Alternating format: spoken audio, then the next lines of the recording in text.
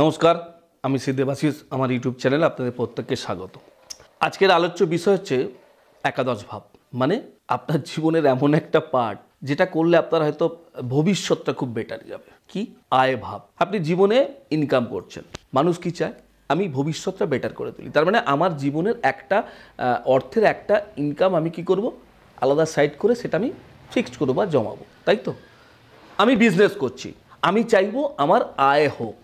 তাহলে এটাকে আবার লাভ ভাব বল। লাভ মানে কি? মানে শুভ, মানে ধরুন আমি যে কোনো একটা ভালো কাজ করছি, আমার এই জায়গাটা আমাকে সেই শুভ রাস্তাটা দেখাবে। আবার এই একাদশ ভাব থেকে বড় ভাই বোন, আপনার সঙ্গে রিলেশন কেমন যাবে? বড় ভাই বোনের সঙ্গে আপনার খুব বেটার সম্পর্ক ছিল, আদৌ কি থাকবে? এটাও তো হতে পারে।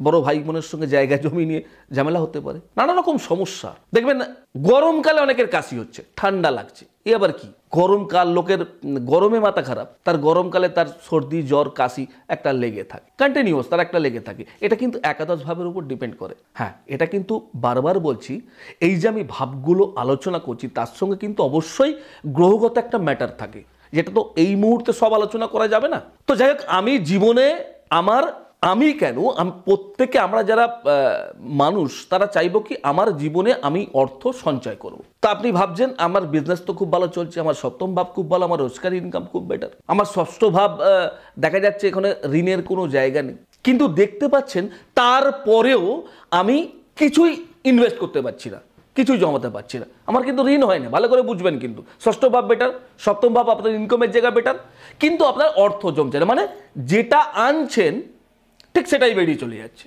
আপনি তো ভেবে উঠতে পারছেন, আমি তো প্রচুর ইনকাম করছি, কিন্তু এদিক ওদিক এদিক দিতে দিতে বা ওই করতে করতে আপনার জীবনের শেষ হয়ে যাচ্ছে। হঠাৎ করে আপনার বড় ভাই বোনের সঙ্গে ভালো সম্পর্ক ছিল, ঝুট ঝামেলা অশান্তি হয়ে থানা পুলিশ কোর্ট কেসকারি পর্যন্ত হয়ে গেল।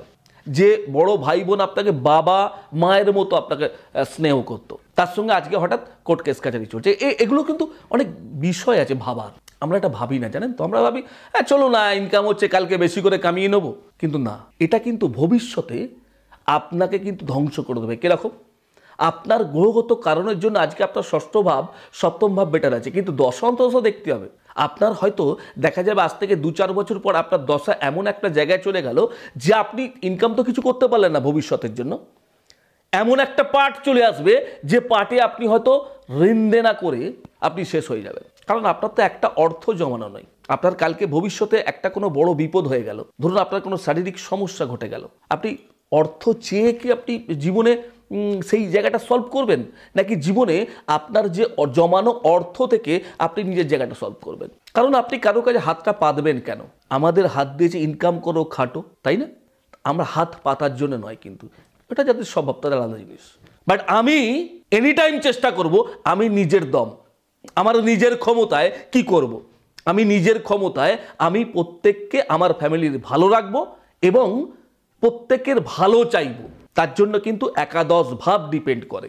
এই একাদশ ভাবই আপনাকে এমন একটা শীর্ষে পৌঁছে নিয়ে যাবে যেটা থেকে আপনার পাড়া প্রতিবেশী বা আপনি যেখানে বন্ধু সার্কেল মেশেন, বা এমন একটা পর্যায়ে চলে যেতে পারেন যে আপনাকে পুরো দুনিয়া আপনাকে কিন্তু সম্মানের চোখে দেখবে। এই একাদশ ভাব, তাহলে একাদশ ভাবটাকে অবশ্যই আপনাকে স্ট্রং করতে হবে আপনার জীবনটাকে এগিয়ে নিয়ে যাওয়ার জন্য, আপনার জীবনটাকে স্ট্রংলি ভাবে ভালো থাকার জন্য। সুতরাং ভালো থাকার রাস্তা কিন্তু একাদশ ভাব। এই ভাবটাকে কিন্তু অবশ্যই স্ট্রং করতে হবে, যাতে আপনি ভালো থাকেন, কিন্তু আপনার অর্থ, আপনার সংসার, আপনার ভালো কিছু সম্পর্ক প্রত্যেকটা ভালো থাকবে যদি একাদশ ভাবটা আপনার জীবনে ভালো থাকে। সুতরাং আপনারা ভালো থাকেন, এই প্রার্থনাই করব। তার সঙ্গে প্রার্থনা করব যার যার খারাপ এটাকে 100% ঠিক করা যায় এবং সেটা করে ভালো থাকুন আপনারা। আজকের মতো বিদায় দিন, অনেকক্ষণ তো হলো, তাই না? তো আমার এই চ্যানেলটাকে অবশ্যই লাইক করুন, শেয়ার করুন, সাবস্ক্রাইব করতে ভুলবেন না, সঙ্গে বেল আইকনটা প্রেস করতে ভুলবেন না। আর সকলের কাছে আবার প্রত্যেক দিনের মতো আজও প্রার্থনা করি, আপনারা ভালো থাকুন, সুখে থাকুন, শান্তিতে থাকুন। এই প্রার্থনা নিয়েই তার আমার কাছে আমি প্রার্থনা করি। সুতরাং আজকের মতো বিদায় দিন, নমস্কার।